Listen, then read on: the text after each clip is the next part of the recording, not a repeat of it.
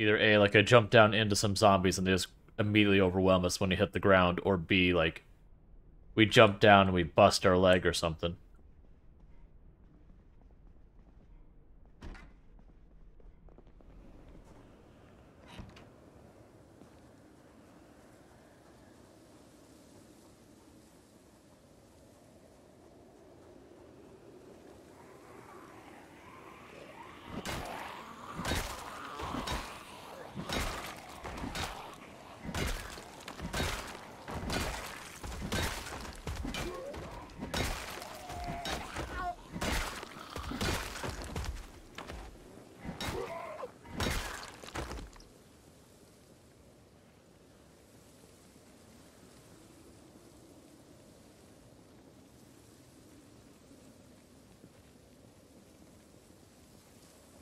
Nope. I only do one run at a time.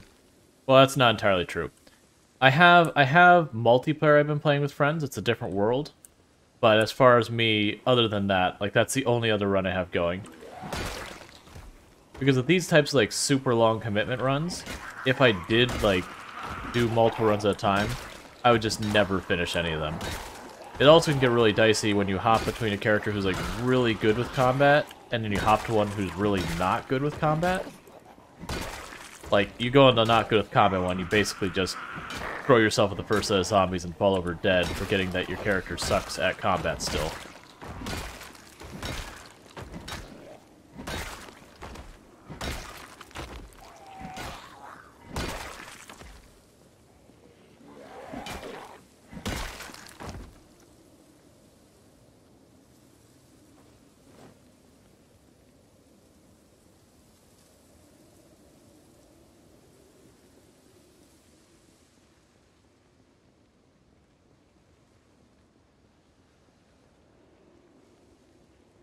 Do I enjoy the solo the most in the game or the multiplayer?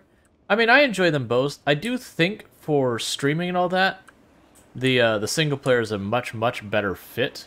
In all honesty, because like the thing about the multiplayer is like you can't fast forward is one big problem.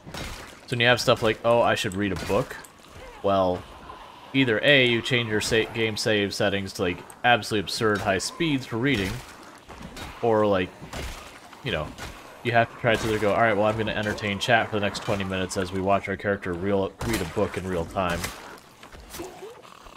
I also feel like, unfortunately, multiplayer, the way it works, where there's no sleep, it completely changes the dynamic of the game.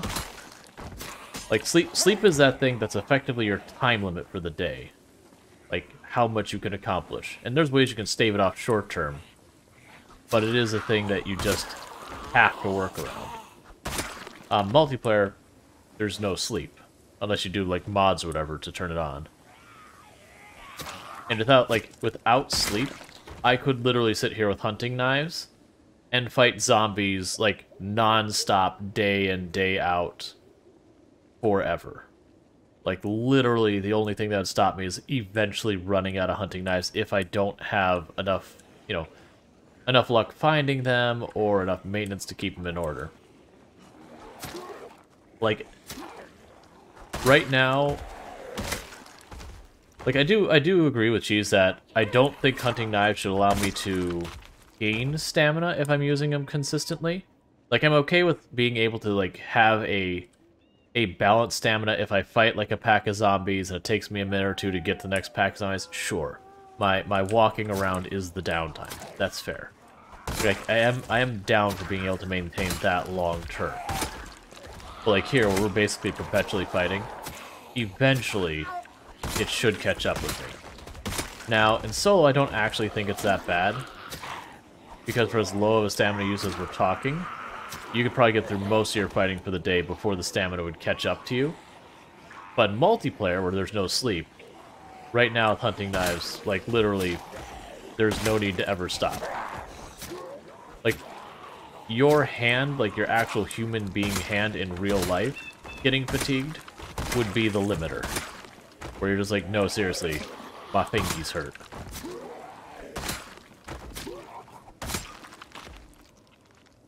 Now granted, I personally feel like the balance of the weapons is pretty good in game. Like, they could certainly use tweaks, but I think they're close.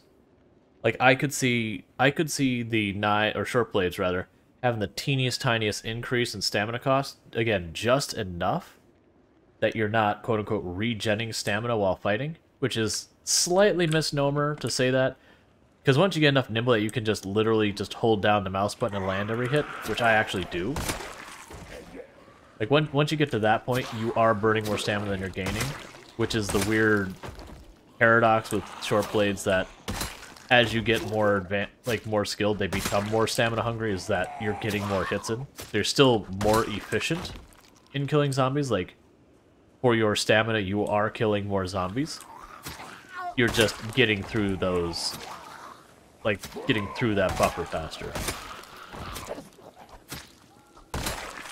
But I would like there to be maybe little tweaks to it. The big thing that scares me is that they're like, alright, 10% more stamina use, and then suddenly it's like, well, knives are crap. Because like I said, I do believe right now in the game, it is pretty good where all weapons have, like, their sweet spot. I do feel spears need, I've said it a few times, I would like spears to have either a minor nerf to their attack speed, or a minor nerf to their stamina efficiency, either or. Hey, happy spawn day, we have lived a year. Why didn't I make my title about living a year? Come on.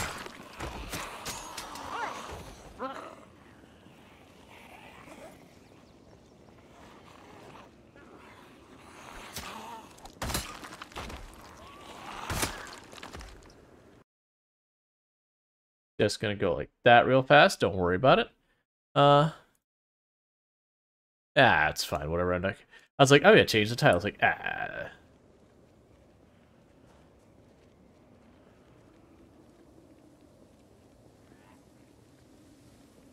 I mean, what you don't realize, this is what Dr. Ellen Ennis likes to do with their time off.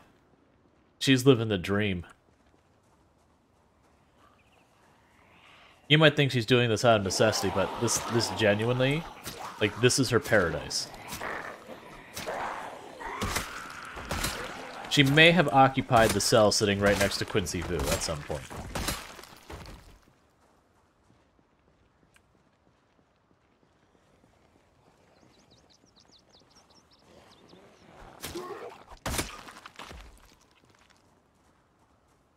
Yeah, let's change the title.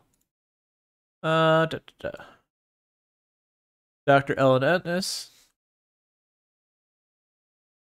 I'm gonna slightly adjust it. So we're slightly fibbing by 50 zombies. 57k dead.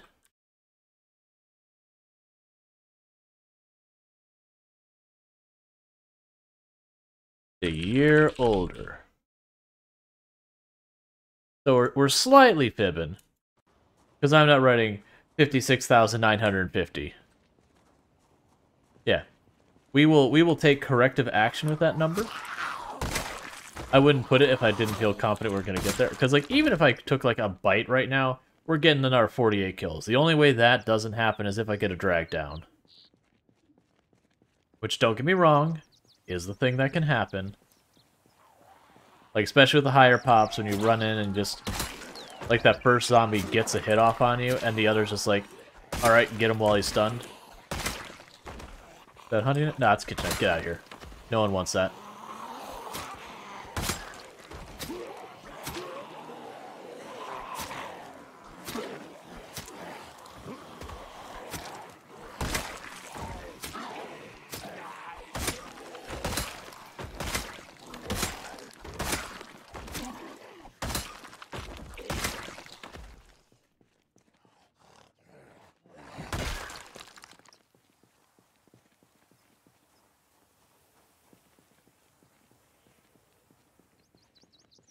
I assume that title actually did update, because I'm pretty sure I hit done.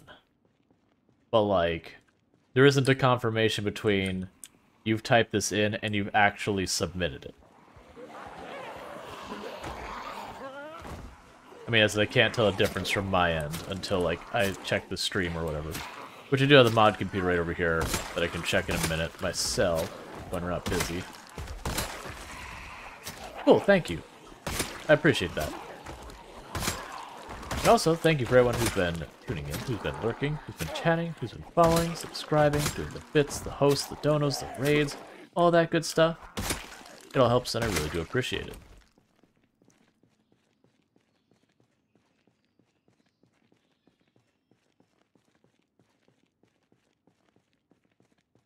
Let's see.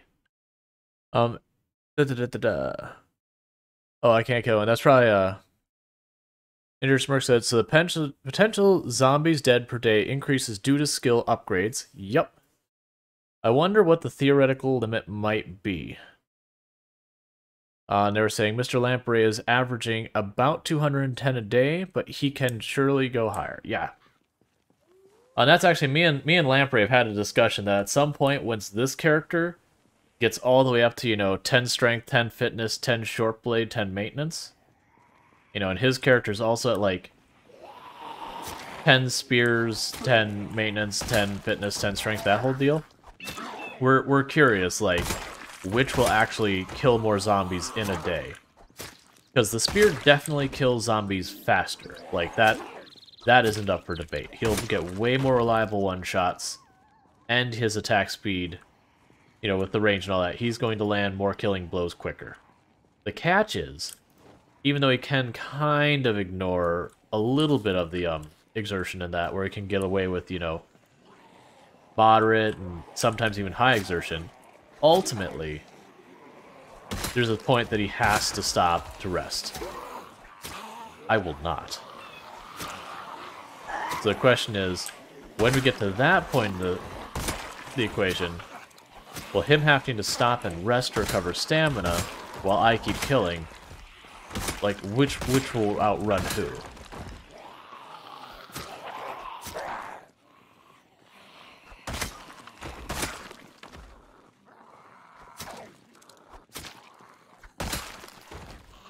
Right, burst damage versus sustain. Because don't get me wrong, even when we're talking about the spear being burst, it's pretty long burst.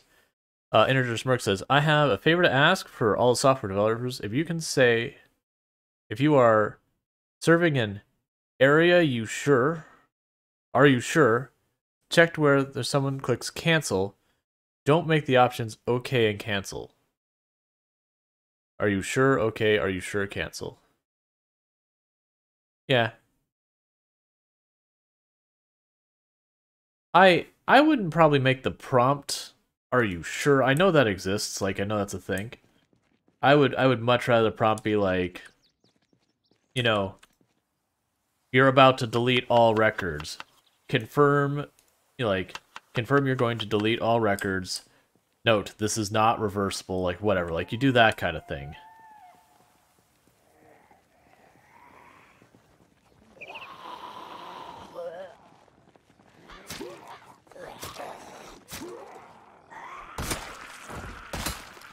And then you have, like, one button that's, like, delete records, and the other button is cancel or whatever.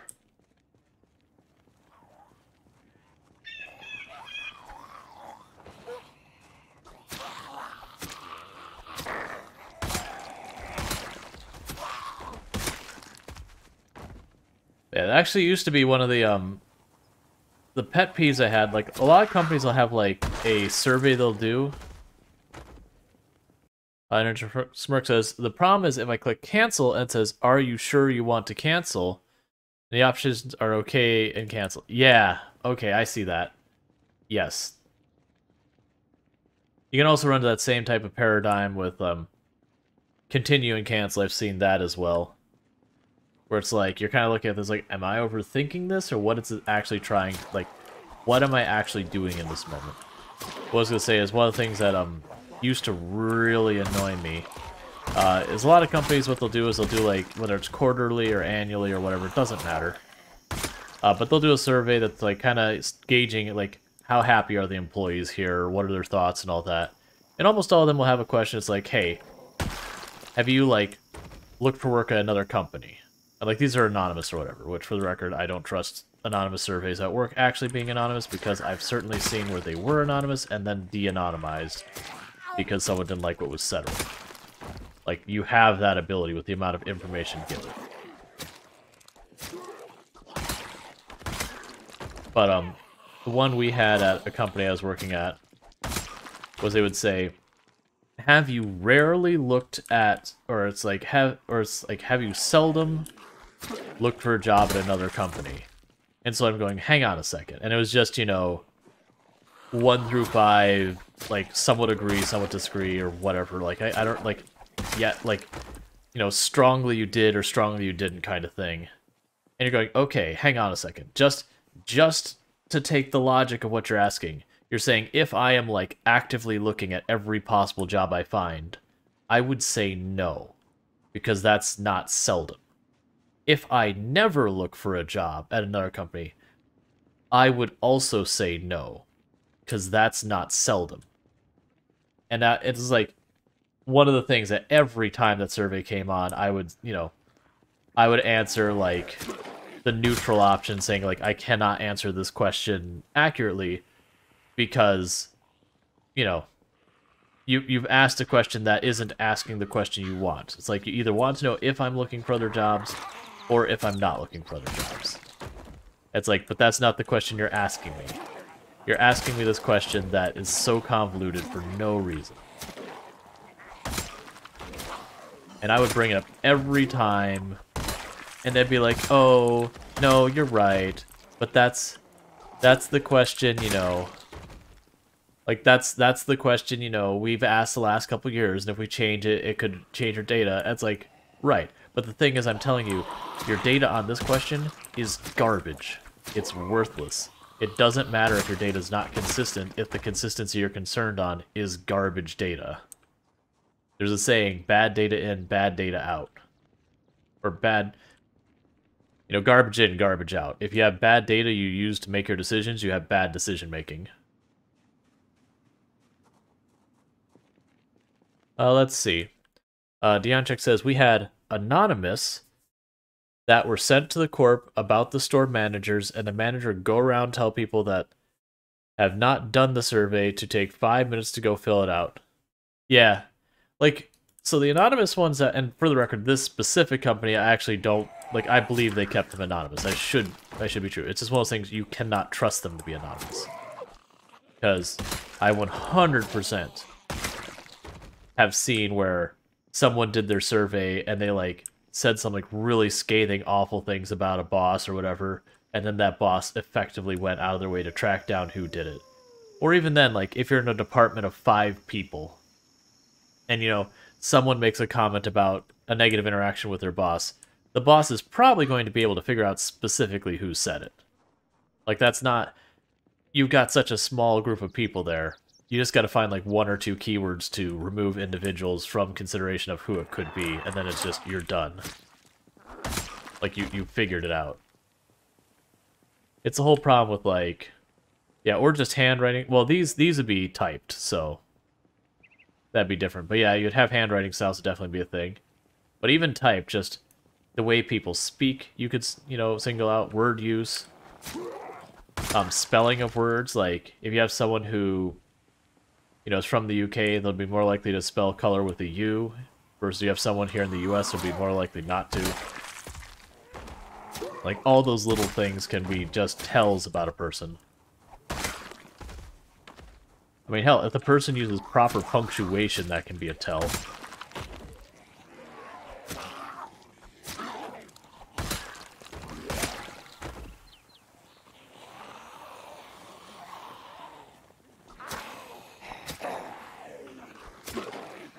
Like, how thought out versus how just kind of impulsive something comes across can be a tell.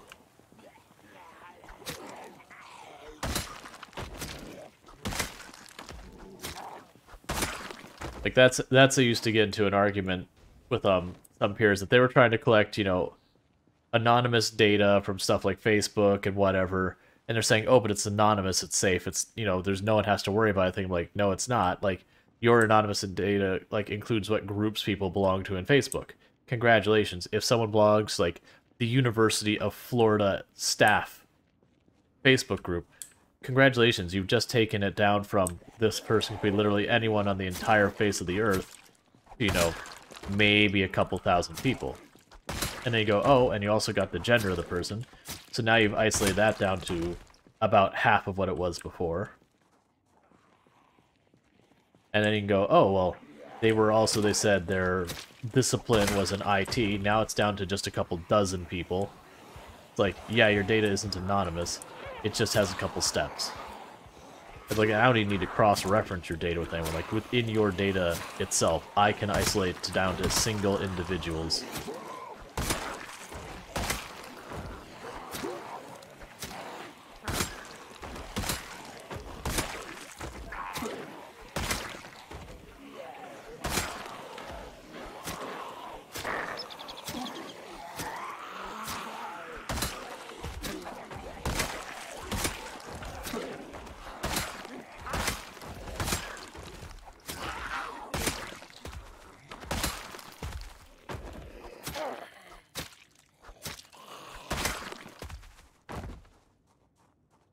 Okay.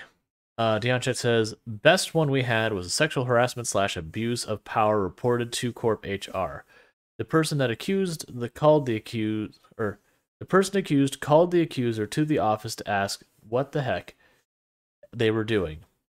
When it was reported by that person and 3 others to the anonymous tip line, I have zero faith that my identity is safe when it comes to my employer. Yeah, and like I said, I personally feel at my employer's past, the recent ones I've had, I have nothing to worry about, like, them doing that kind of stuff. Because also, let's be honest, at my recent employers, they didn't have to look for anonymous data to know what my stances were on stuff. I was very vocal about it.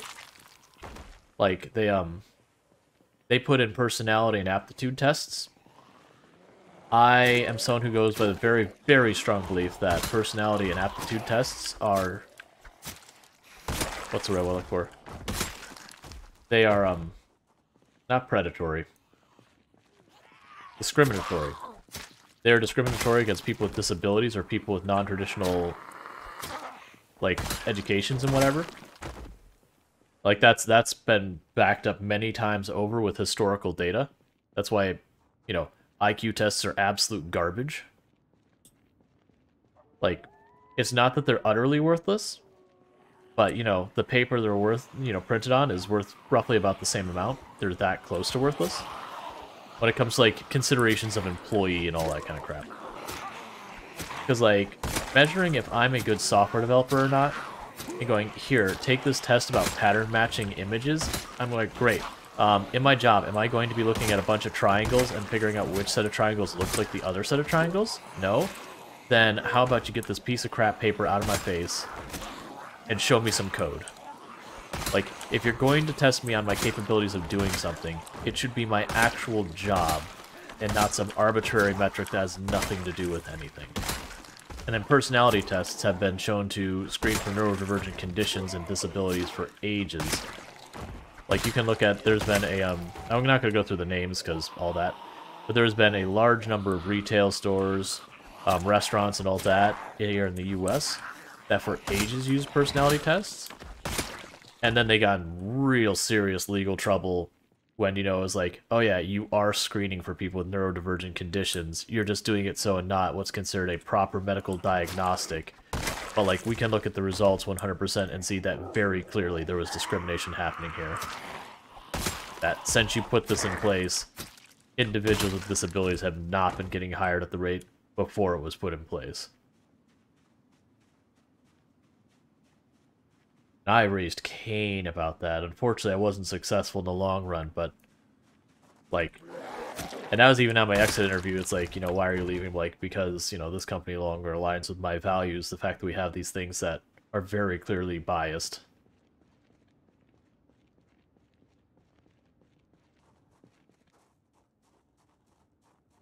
It's not that I think they're a bad company or anything, and I won't say the company's name, and if you figure out who I am, please don't say the company's name.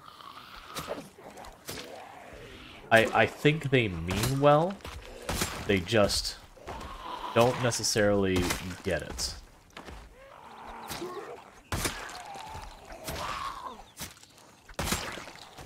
Because, like, let's say, for example, let's say by some magic that those tests that they had us take weren't discriminatory. The fact that people think they are is bad enough. to make them where they might as well be discriminatory. Because like if I am someone with a neurodivergent condition and I see someone like an employer using a practice that has a long history of discrimination, I'm just going to assume I'm going to be discriminated against. Because why wouldn't I? That has a long known habit of discriminating. And therefore, I'm not going to bother applying for that company, which means even though it wasn't discriminatory, it ultimately is discriminatory. Like, perception is important.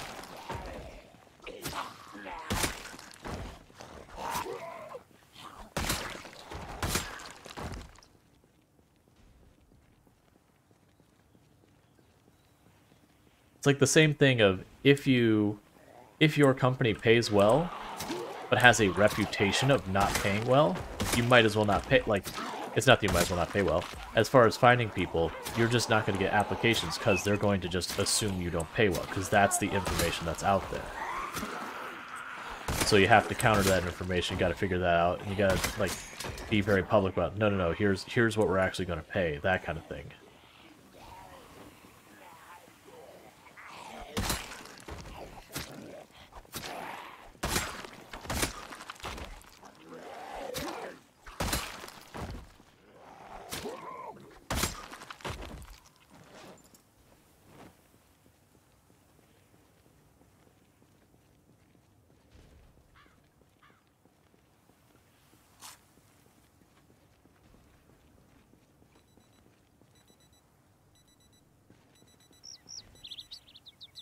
There it is. I was like, I know I killed with a hunting knife here. We're probably going to hit nauseous pretty soon. We have been around these corpses pretty much the entire day. So I do anticipate we're going to hit nauseous anytime now.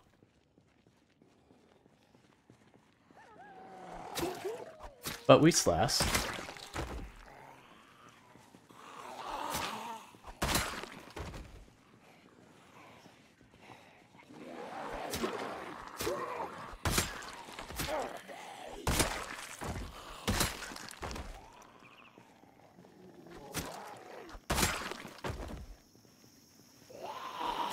One thing I'd like to see change as well in Project Zomboid, and this isn't a thing I typically do, I would like to see that when you go to rest in any type of chair, that you must actually sit down. Like, I get it if it doesn't have, you know, the sit down in the chair animation, as it were, or whatever, but your character must actually go into a seated position where it takes them, you know, a second or 2 seconds to get back up.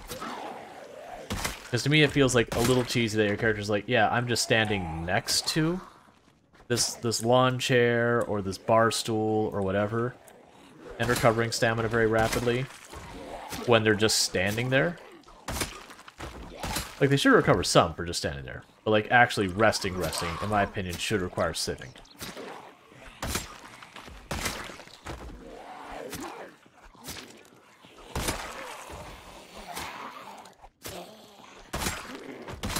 Because, like, that's one of the reasons why I like to use the short blades and not have to rest is, you know, actually sitting down and resting is dangerous in a lot of places. You get, like, tree lines close together.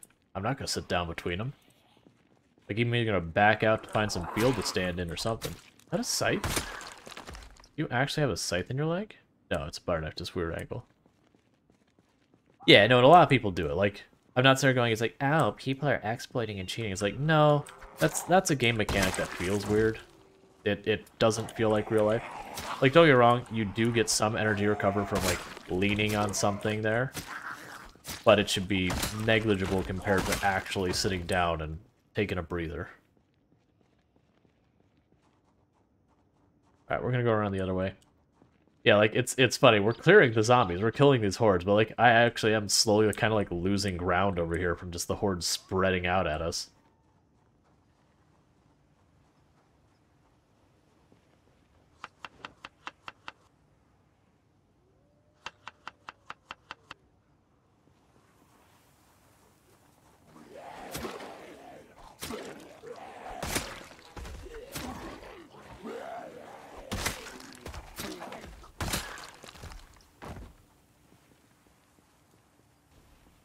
It also is weird to me, like, just when you think about it, taking, like, a big old chair, you put it in your backpack, So that's like super impractical in real life, but I get it. It's a game. You know, whatever. And you're gonna plop it down and all that. Like, I I could see there being like a folding chair or something. Or they're popular in the for outdoorsy people in the 90s. It was like a little chair that was canvas that you could like unfold real fast. Like collapse down to about the size of something of like an umbrella. I could see something like that being like a really good chair to carry with you and plop down. But like carrying around like an oak chair and then sitting it down, like, no, your character should get like tired of carrying this. I don't think I'd want them to go as far as like right now, you know, when you go to pick up a generator, you know, you have to like take generator, it goes in your hands. I don't want to go that far because then you'd have to carry one piece of furniture at a time. And that'd just be more annoying than anything. I don't know. Maybe like you can't put furniture in a backpack or something.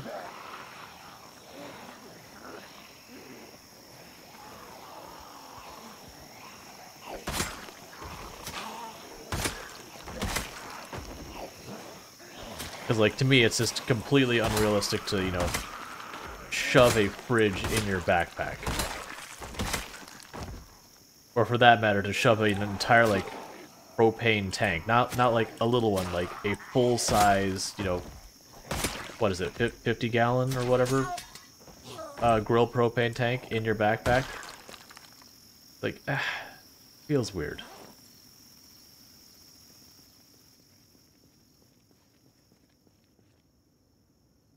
And then kind of the thought of, you know, you have this full, like, propane tank in your backpack and you're just fighting stuff and you're going, oh, wait, no, seriously, how does this work? How is my character running around with this, like, 20, 30-pound propane tank on his back inside a backpack that clearly cannot fit it? And just fighting around like everything's fine. Like, you would not be moving around at a meaningful speed. Like, that should massively penalize your ability to move around because you got this big, cumbersome thing on your back.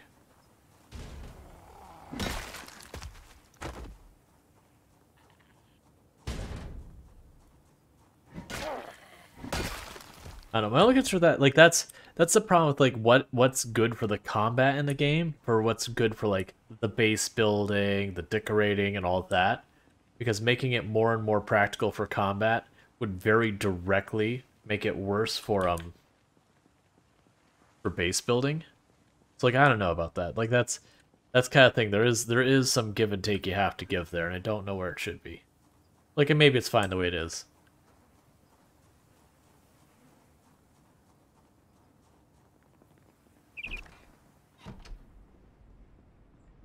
The reason we went inside, we're not tired yet, it's because we got to full-on nausea, which penalizes our strength. Don't want to recover from that for a minute. And now we're drowsy anyways. I figured that was coming.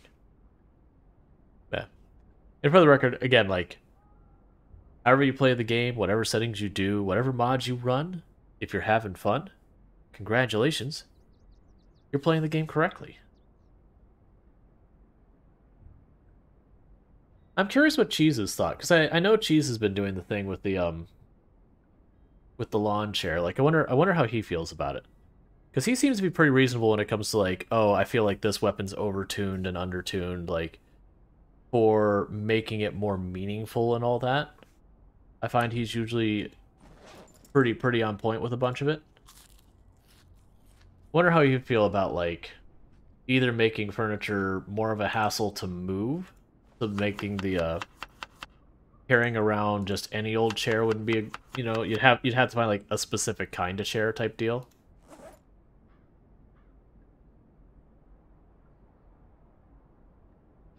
He's misnamed?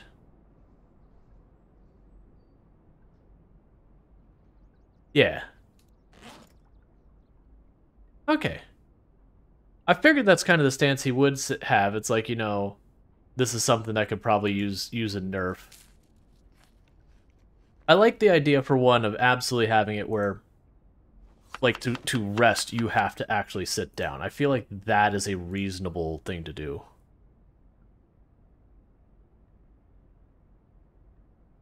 Yeah, Royal doesn't like to cheese TV.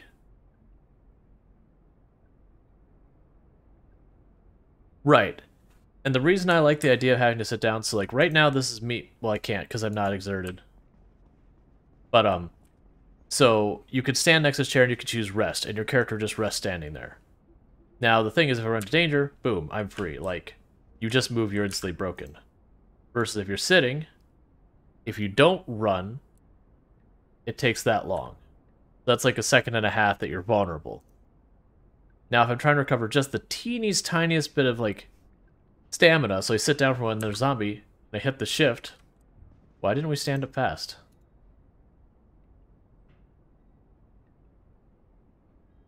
Why are we not standing up fast? There it goes. Yeah. So, like, the thing with that is, like, if I sit down, and I only get to sit for just a second, and then I get up, and I do that dash, I've probably had a net loss for fatigue.